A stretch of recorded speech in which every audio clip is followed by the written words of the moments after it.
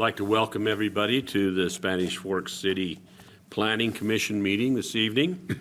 First, we'd like to excuse a few people. Chairman Todd Mitchell and Commissioner Joseph Ernst and Commissioner Michelle Carroll are absent tonight due to scheduling problems that they have. So we'd like to excuse them. But we do have the three commissioners that are able to conduct the business of the city tonight. We will start tonight with the pledge, and I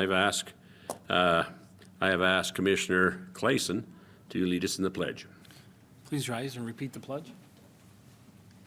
I pledge allegiance to the flag of the United States of America and to the republic for which it stands, one nation, under God, indivisible, with liberty and justice for all.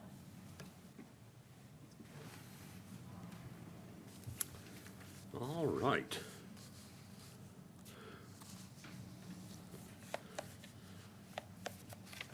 Our first item of business tonight is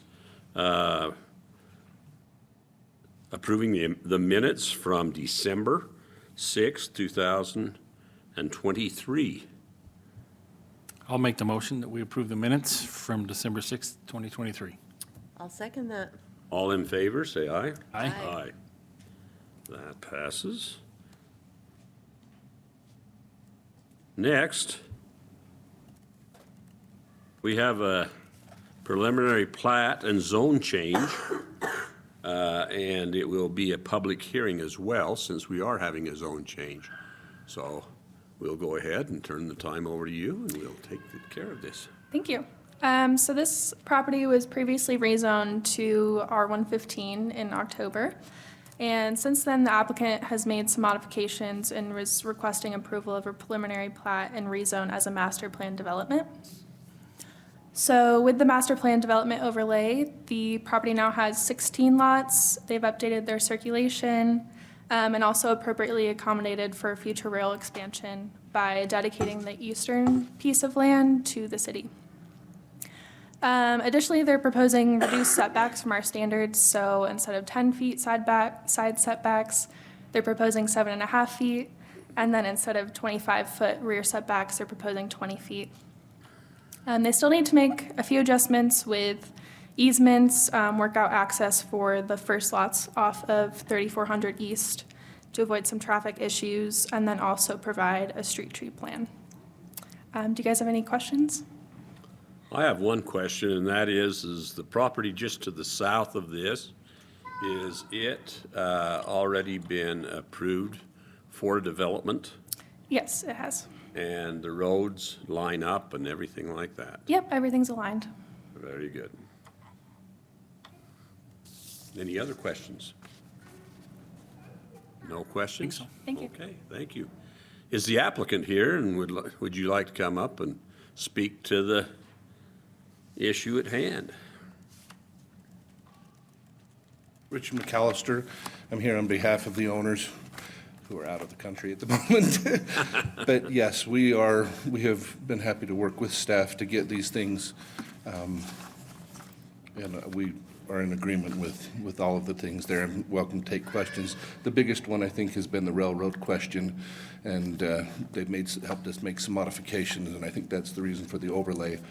But unless there's any specific questions, I'll be glad to go into that, but we'd love to continue to work with them to make sure we get everything.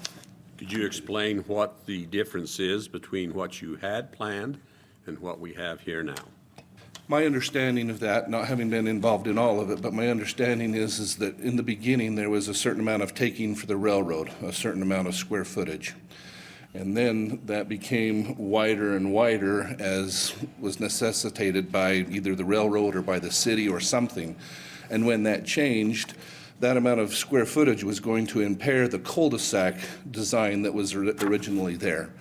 And then upon moving that square footage, if I could use an example, I've thought of this example. It was like I have a car with 4 tires, and then having brought that up, I have to take a tire off. And then you say, well, you're required to have 4 tires to make this a car. Well, you can't take the car tire off and still call it a car. So that maybe is a poor example, But with that, that's why the change has changed, and then we've changed the amount of lots, and we're agreement in trying to make that. Did I butcher that too much? Is that okay? Sorry for the car analysis. I like it, I like it.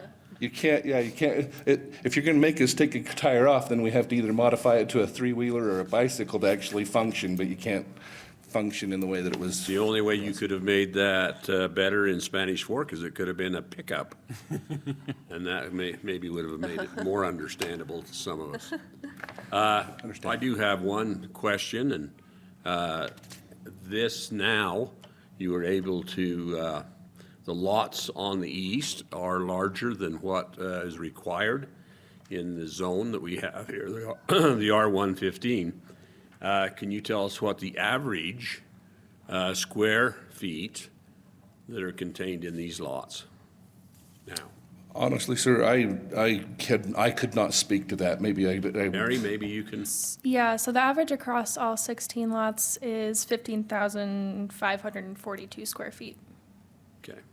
wow, that was a good answer that I should have been able to give. She's sharp, she's sharp. Any other questions? I don't think so. Okay, thank you. We may have some more questions for you later. Seeing no more questions, is there any discussion? I meant to ask Mary the question about the setbacks, that they were modified from the original. Tell us a little bit about that and the impact.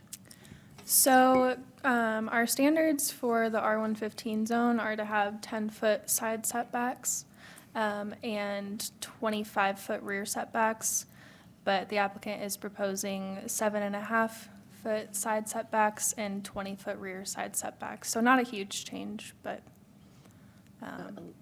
just a slight variation from our standards. And maybe you ought to remind us of what the width of the frontage is on these lots? So most of them are around 90 feet. There's a couple that are around 75 feet, I think, but most of them are just at 90 feet. Thanks. Mary, I have a question. So the setbacks, we can approve different setbacks due to the preliminary plat being a master plan development overlay? That's correct, yeah. Okay. Any other discussion? Dave, do you have anything to say about the setbacks? Any commentary? Yeah, maybe just kind of by way of a little bit of history. We haven't approved a lot of subdivisions in the R115 zone. So that's a little bit different from other projects that have been zoned R112 where developers have requested a reduction in both the side and rear setbacks, which I can't think of a time when that's been denied. And usually the thought process has been if somebody needs another 5 feet of either width or depth to put a bigger home on a lot, then that's probably as good for a neighborhood as bad. So ultimately, the city council's been accommodating of that request in the past. The 7.5-foot side yard setback, I know we have some subdivisions in town, they're on the older side now that have a 7.5-foot side yard requirement. It's also been done where we've allowed developers to do 5 on, or actually it'd be builders, we've allowed for the setbacks to be 5 feet on one side and 10 feet on the other side, with the requirement that there be at least 15 feet between homes.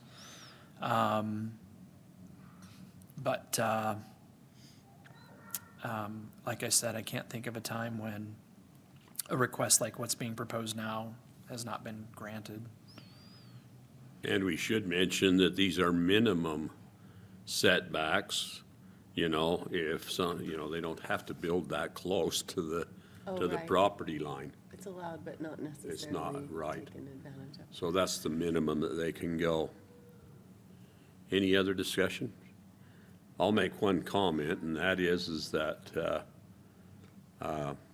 in this area, most of the zoning is R115. And I think that because of the railroad issue for this development and stuff, I think that it's a good project, and I think that although the lots are a little smaller, for those 12 lots, I think that they are big enough for most anything that has been built on the east side of Spanish Fork in the last, 5, 6 years anyway. So I think that it looks like a good product to me. Thank you. I think without the railroad taking, we would have met the requirements and maybe not had to work into an overlay situation. And so I appreciate working with you to at least adjust those in the overlay thing so that it would work for all of us. Yeah, thank you. Thank you. If there is no other discussion, we will open the public hearing. Is there anyone from the public that would like to address this proposal? Would you like to address it? Serious? 100% of everybody here today approves. Yes, he said that 100% of the public that is here today approves it, I guess. So we will go out of public hearing. Any further discussion before I ask for a motion? I think this is great. My only concern, and I will support this for sure, and this is great. My only concern is I just keep hearing from various members of the community, we need like lots that are half acre or bigger lots. And I keep saying, well, that's up to a developer. That's up to a property owner. And we do have spaces like the R115. You can put the larger lots in, but it's not always in the plan for people who are developing, so make Well, friends there with are- a developer. And there are 2 lots there that are nearly a half an acre, Yeah, so anyway, so. it's a good comment. Any other comment or discussion? If not, I'd entertain a motion. I move that we recommend to the city council the passing of the preliminary plat and zone change for the Orchards master plan development. Second? All in favor? Aye. Aye. Aye. That passes. I've driven past that Orchards development lots of times in my life because I live up that way and used to cut through on that. And those trees were so pretty back in the day. My daughter even may have gone and snuck in there and took pictures in there one time. We got those pretty, pretty trees. Love that. Have an affinity for that property. Okay, the next item on our agenda is Title 15 amendments, and we'll turn the time over to you, Dave, to explain what we've got here. Commissioner, thank you. Just a couple of things that we're really, as much as anything, trying to clarify in the code. I'll start with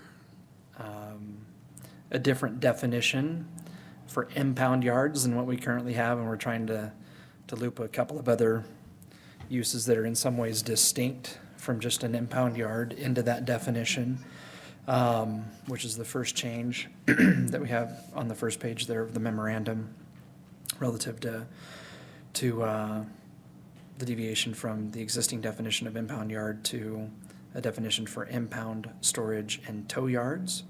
As we talked about how to clarify what those different uses would be, we felt like it became important to define inoperable vehicles. So that's the next change that's proposed, just by way of adding a definition for inoperable vehicles. Also related to all of that, we feel as though adding language to our definition for outdoor storage areas helps define what is allowed and what is not.